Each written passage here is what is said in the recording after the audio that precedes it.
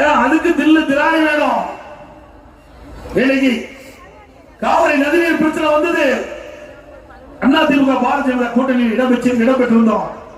உச்சநீதிமன்றம் தீர்ப்பு அளித்தது. அந்த தீர்ப்பின் அடிப்படையில் அதை நிறைவேற்றுவதற்கு காலதாமதம் செய்தது அன்றைய மத்திய அரசாங்கம்.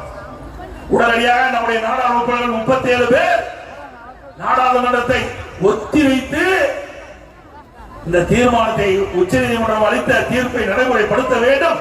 அதற்காக நாடாளுமன்றத்தையே ஒத்திவைக்கக்கூடிய சூழ்நிலையை உருவாக்கிய கட்சி அதிமுக கட்சி. இன்னைக்கு அப்படியா இருக்குது? இல்லையே.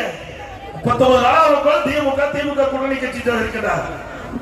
நீட்டுக்கு விலக்கு பெற முடியாத ஒரு சூழ்நிலை. தமிழகத்திலே பொறுத்த வரைக்கும் ஸ்டாலின் அவர்கள் இரட்டை வேடம் போடுகின்ற தலைவர் திமுக தலைவர் ஸ்டாலின் அவர்கள். அதோட இன்னைக்கு மாநில சுயாட்சி